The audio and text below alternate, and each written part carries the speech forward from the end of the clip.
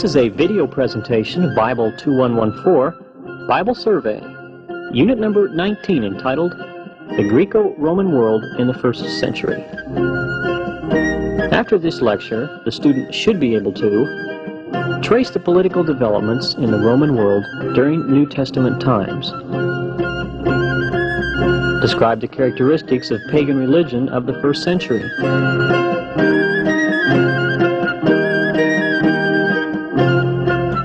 identify the major philosophies of the first century and present the main teachings of each, and describe the culture of the Greco-Roman world. Your speaker today is Dr. Jerry Horner.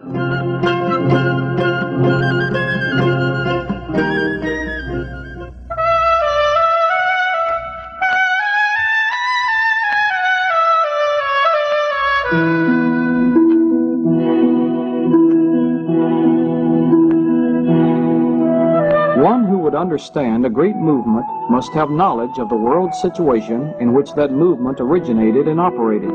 Therefore, the first step in the study of Christianity must be the effort to become acquainted with the life of the people among whom it arose. Jesus came into the world at exactly the right time. In the fullness of time, when conditions were favorable and the situation was propitious after long centuries of preparation, the Son of God became flesh and dwelled among men. One who is acquainted with the political, social, educational, economic, and religious life of the first century is able, therefore, to appreciate the significance of his ministry. Jesus lived in the Roman world of the first century. While his home was in Palestine, this little country itself was a part of the great Roman Empire, which was the dominant world power of the time. The Roman Empire was built on the ruins of the past.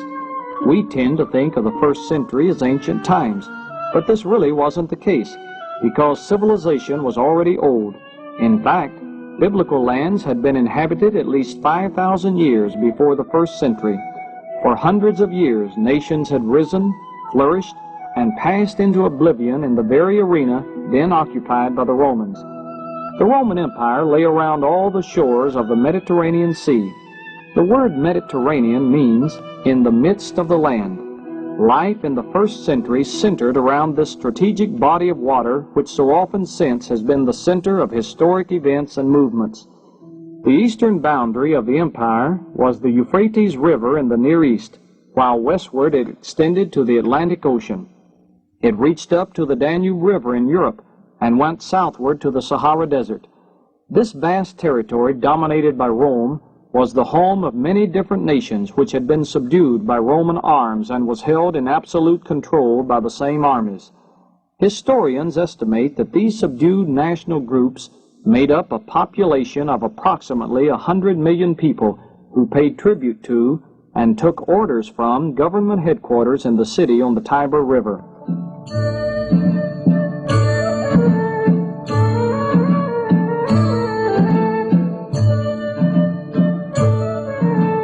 The civilization of the first century is called Greco-Roman because it was made up largely by the Greek and Roman element.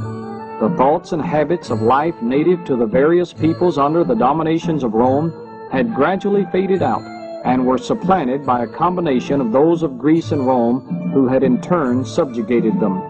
Even the Jews in Palestine, despite their fierce tenacity to the teachings of their fathers, were almost overcome by these pagan philosophies and ways of life. We have already noticed that the Greek influence was even greater than the Roman, for after the conquest of the Hellenistic world, Rome did not attempt to eradicate the influence of Greek life and thought. In fact, Roman people even became imitators of Greek literature and philosophy. It was not uncommon for the Roman lord to be taught by his Greek slave. Unquestionably, Greek culture was the most powerful intellectual influence in all history. Hellenism, the Greek way of life, from the time of Aristotle and Alexander, was to the Greeks a sacred trust to be given to the world. They were passionately devoted to its propagation. The fact that the domination of Hellenism in the first century was so nearly complete furnishes eloquent testimony to the fervor and devotion of its advocates. We must not think of the Roman world as an illiterate age. Few centuries before the time of the Renaissance had a higher state of intellectual activity and enlightenment than prevailed in the Greco-Roman world of the first century. There were many uneducated people beyond a doubt, but the average intelligence was unusually high. There were great universities like those at Athens, Tarsus, Pergamum, and Alexandria, with its great libraries, as in Alexandria and Pergamum. There were schools of oratory, as the one at Rhodes, and special lecturers on philosophy or oratory who often traveled from city to city. In Alexandria, grammar had received special attention, and Greek philosophy was there studied with eagerness, except by the Jews. The translating of the Hebrew Old Testament into Greek in Alexandria enabled the Greek-speaking Jews and Gentiles also to read for themselves the Old Testament. Books were more or less expensive, since they had to be copied by hand, but the scribes were quite expert, and copy establishments like our publishers existed in various educational centers. The golden age of Latin literature had just closed. The Roman writers, Cicero, Caesar, Virgil, Lucretius, and Horace, had just passed off the scene, but their works were still read and studied. Livy and Ovid did their work at this time, and Juvenal and Tacitus were to come a little later. It was by no means an illiterate age. The chief shortcoming of such activity that it was limited largely to the upper and middle classes. There was no program for all the people, and no doubt most of the people of the lower and even the middle classes were illiterate. However, the mental alertness of the first century may be seen in the fact that the Christians in the empire were chiefly from the middle and lower classes, and yet the epistles of Paul were read in public meetings and were expected to be readily understood. There were plenty of uneducated people, as the papyri amply show, but education was emphasized. We have abundant evidence of the progress made in scholarly pursuits by educators of this century. The mathematicians of Alexandria made remarkable discoveries in astronomy. Teachers of medicine and surgery were far advanced, and the science of pharmacy was already in use. Architecture, sculpture, painting, music, law, and oratory were widely taught and practiced.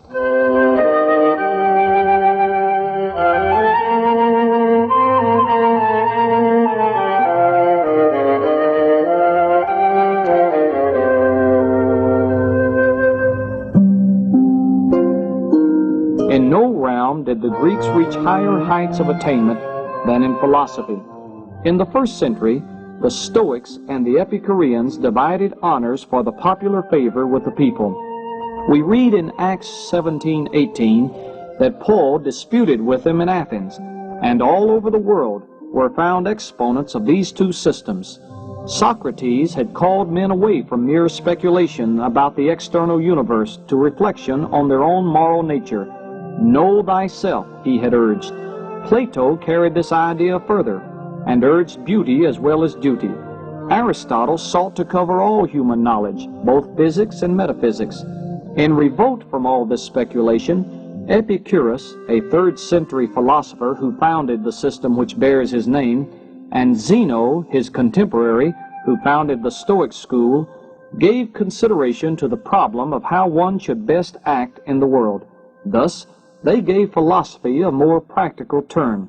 In the midst of a world of struggle, Zeno, while pantheistic in theology, taught pride and self-control with many noble precepts, but allowed suicide in case of failure. Epicurus, really atheistic as to the gods, urged pleasure as the main good and the importance of getting it while one had the chance. The outcome was widespread immorality. In addition, the result of the teachings of first-century philosophic systems was a widespread skepticism which left unanswered the deep questions of the human soul. It was left to Christianity to supply the answer to these questions.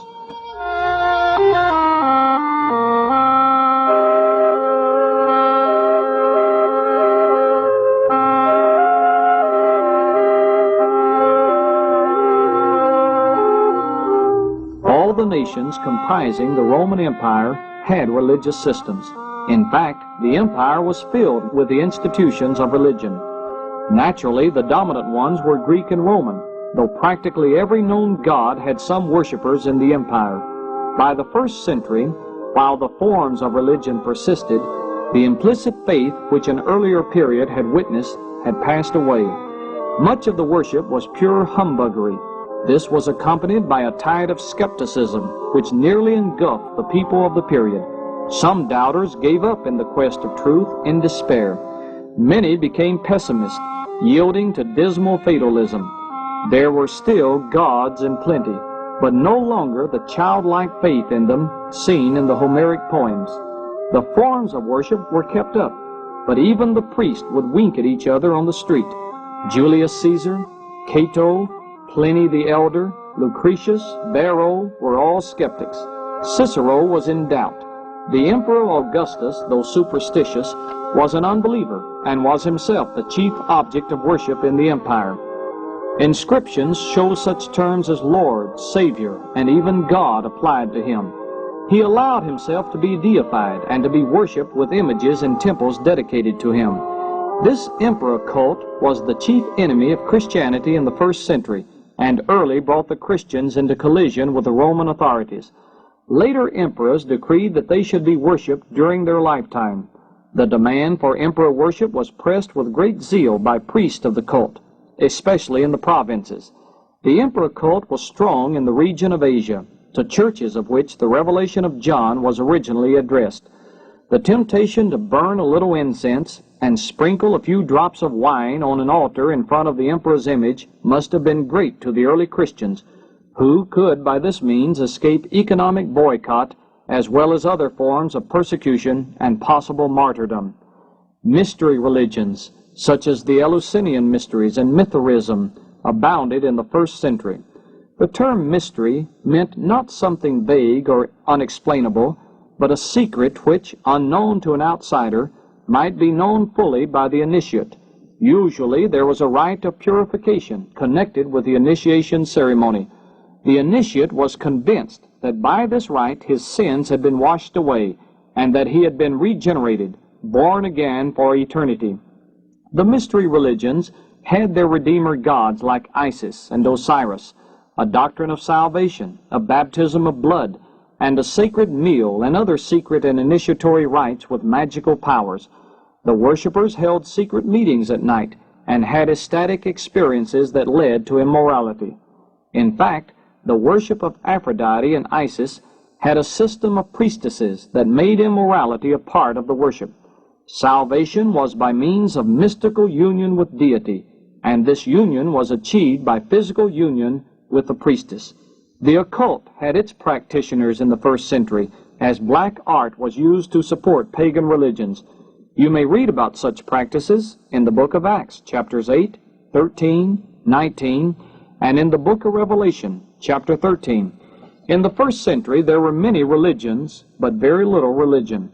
Multitudes without much hope groped in darkness. Paul summarized the situation in Ephesians 2:12, when he said that men were without Christ, having no hope, and without God in the world. In spite of this hopelessness, however, there was a deep and genuine longing for religious satisfaction. Men were burdened with a sense of human sin and the need for fellowship with a true and holy God. They yearned for a God who knew their needs, loved them, and wanted to redeem them. The reality of this deep longing for a knowledge of the true God is one of the best established facts in the history of this period. Little did the multitudes who hungered for fellowship with God know that this God for whom they longed was to reveal himself through his Son, Jesus Christ.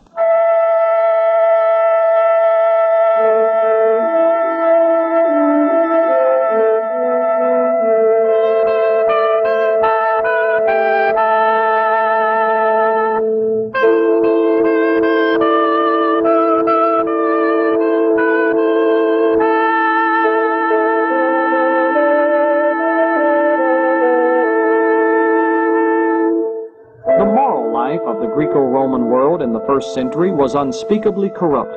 There was ethical teaching in abundance, some of it very good, as in the Stoic philosophy, but there was no real connection between religion and morals. Indeed, the gods themselves were thought to consort at will with women and were utterly mythical. Immorality was a regular institution in the temple worship of Aphrodite and other goddesses. The buried city of Pompeii reveals how corrupt the moral situation was in ancient Rome.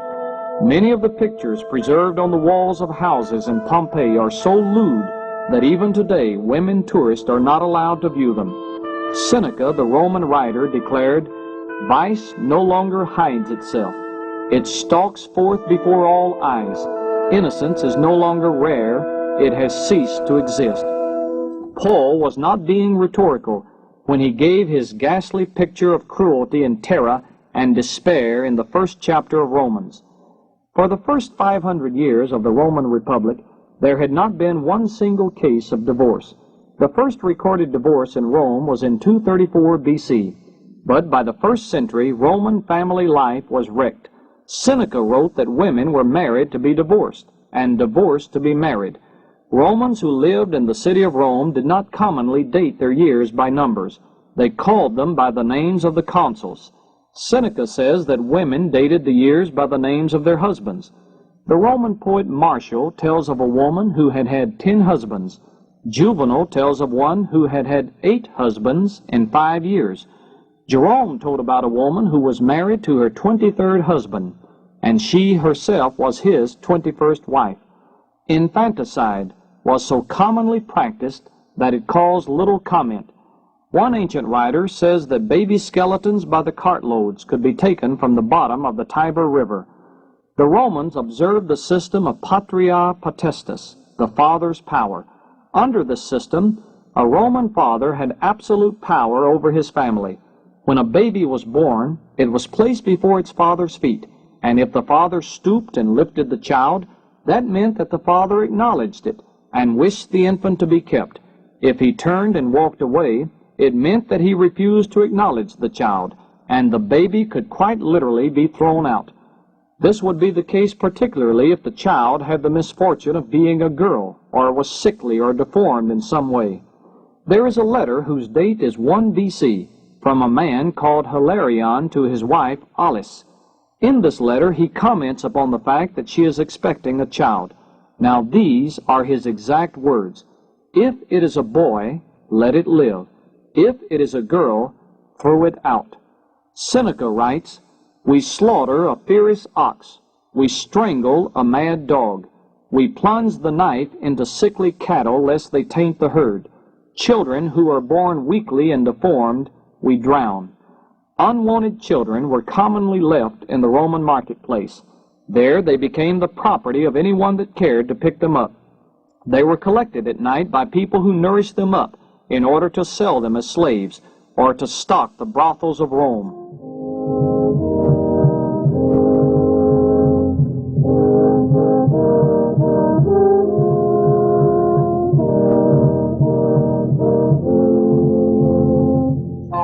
Two extremes in social life prevailed. On the one hand, there were the few who were extremely rich and who held most of the wealth of the empire. On the other hand, there were the millions of extremely poor people who had little, if any, property, whose employment was uncertain, and whose existence was extremely hard. The middle class, without which no social order can exist very long, was practically non-existent. Slavery was an entrenched institution which few questioned, and apparently no one was willing to challenge. The extent of it was amazing. There were 60 million slaves in the Roman Empire. To occupy a place of respectability, the family must have a minimum of 10 slaves. Prominent families considered 200 slaves an adequate supply, although some lords owned thousands of them. They had slaves for every menial task. Some of the rich noblemen even had slaves to prompt them with witty sayings at banquets. Roman law decreed that a slave was not a person, but a thing, a tool. The lot of slaves in the empire was extremely hard. Roman law was quite clear in providing the master with the power of life and death over the slave. If the slave ran away, at best he was branded on the forehead with the letter F, which stood for fugitive. At worst, he was killed. The slave was absolutely at the caprice of his master. We read of Augustus crucifying a slave simply because he accidentally killed a pet quail. The slaves who were maids to their mistresses often had their hair torn out, and their cheeks torn with their mistress's nails. Juvenal tells of the master who delights in the sound of a cruel flogging, thinking it sweeter than any siren's song, or who revels in clanking chains, or who summons a torturer and brands the slave because a couple of towels are lost. The rich noblemen were wildly extravagant.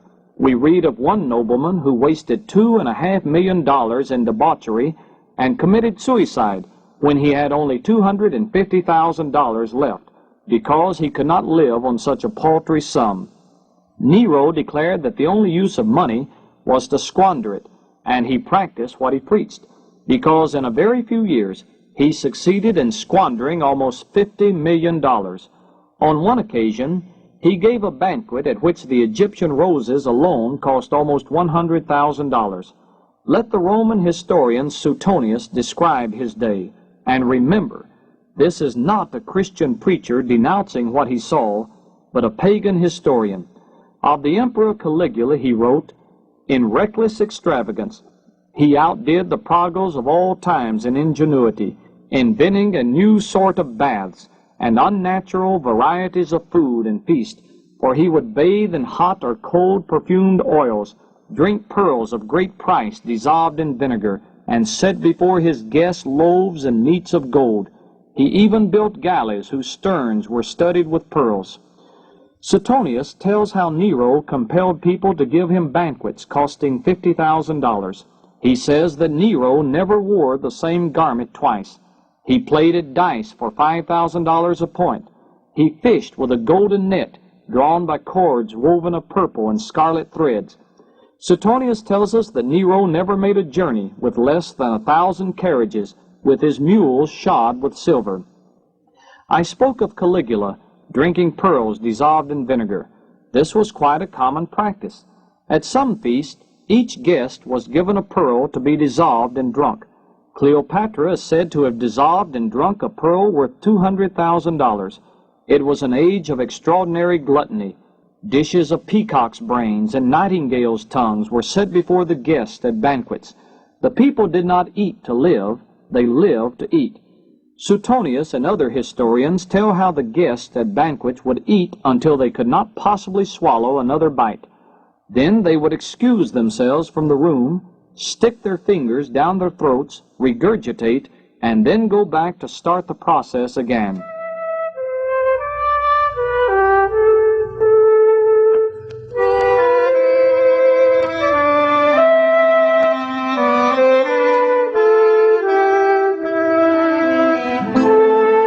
Economic conditions in the first century were far from ideal.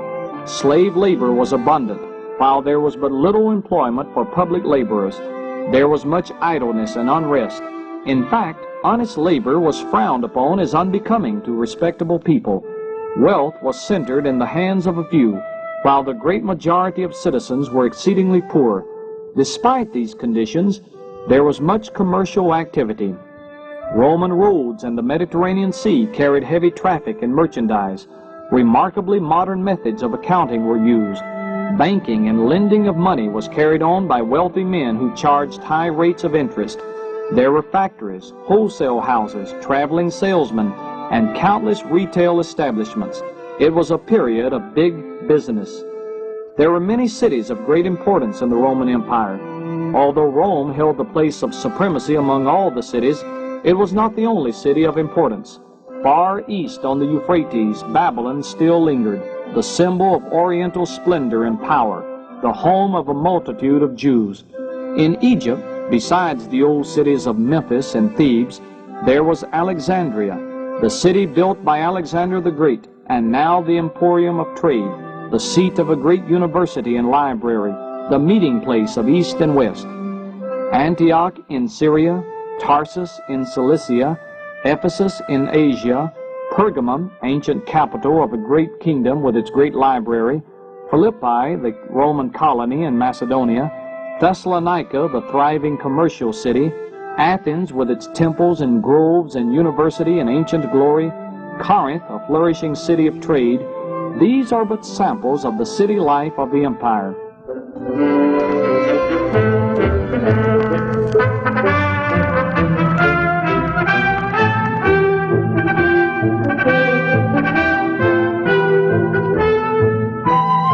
Because of the historical importance of the emperors of Rome during New Testament times, we should give brief consideration to each of these. Octavian, or Augustus, ruled from 27 BC to AD 14 and was ruler at the time of Jesus' birth, as recorded in Luke 2:1. Constructive measures and peace characterized his administration. It was he who really placed the empire on a foundation and gave it security. He was not only the best of all the emperors, but is ranked as one of the greatest statesmen in history. Tiberius, who ruled from 14 to 37, was a despot who was inefficient and unscrupulous. Although the ministry of Jesus took place during his reign, he had but little contact with Christianity. Caligula, who ruled from 37 to 41, was one of the most disgraceful and despotic of all. In only 1 year, he squandered a fortune of more than $50 million, and when he resorted to tyranny to replenish the treasury, he was assassinated. During his lifetime, Caligula encouraged the idea of emperor worship, and in other ways exhibited his vain and fanatical notions. Claudius, who was emperor from 41 to 54, had a reign of peace and prosperity, despite the fact that he was a man of mediocre ability. Acts 18:2 reveals that he expelled the Jews from Rome. Suetonius tells us that the expulsion came about as a result of a Jewish riot at the instigation of one Christus. Nero, emperor from 54 to 68, unquestionably was the most violent and vicious of Roman rulers. His unjustifiable cruelty to thousands is well known. He killed his wife and her mother, was responsible for the execution of many of his close advisors, and even ordered the assassination of his own mother. His persecutions of Christians constitute one of the most shameful chapters in even this brutal regime. He had the city of Rome burned in the year 64, and then placed the blame on the Christians. It was during his reign that Paul and Peter, as well as thousands of others, were martyred. His unpopularity grew to such proportions that he took his own life. For a year following the death of Nero, the empire was ruled by 3 insignificant rulers. Vespasian was the ruler from 69 to 79.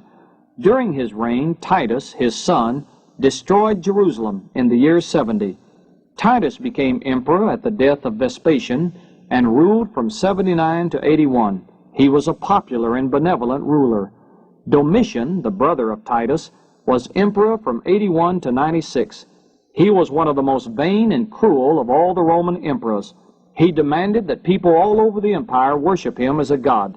In the province of Asia, at least, Christians experienced severe persecution for their refusal to worship the emperor. The book of Revelation reflects this situation.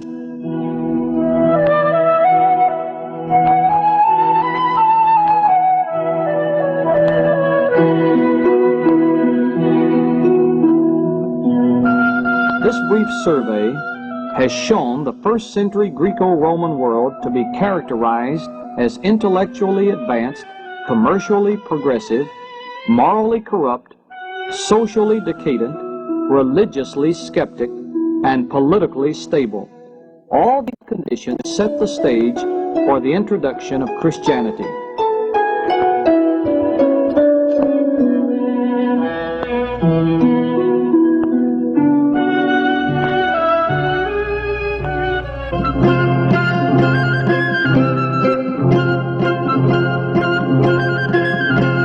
This has been a video presentation of Bible Survey, Unit number 19, entitled The Greco-Roman World in the First Century. This program has been produced by the Department of Educational Media of Oral Roberts University.